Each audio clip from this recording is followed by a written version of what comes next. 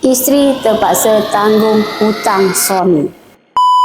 Sebelum ni, kami dapat satu klien. Dia seorang isteri yang berkejaya. Dia bekerja sebagai seorang cikgu. Klien kita ni, dia tak pernah buat loan. Tapi tiba-tiba bank kejar dia. Sebab apa? Sebab dia jadi penjamin kepada suami dia. Dan suami dia gagal lunaskan bayaran bulanan. Ikutkan klien, suami dia sebelum ni seorang pekerja swasta. Gaji dia pun tinggi tapi dia dah berhenti kerja dan sekarang full time freelance. Disebabkan suami freelance, pendapatan suami tak tetap dan suami tak mampu nak bayar lebihan hutang. Jadi, isteri terpaksa bantu bayar komitmen bulanan. Dalam masa yang sama, isteri berjumpa dengan dat guru untuk minta bantuan. Selepas kami teliti, ada penindihan hutang yang terlalu banyak. Kami bantu susun dan satukan semula hutang mengikut kelayakan klien kami. Dan sekarang, suami pun boleh bayar komitmen setiap bulan ikut kemampuan dan cash flow klien kita pun dah jadi lega.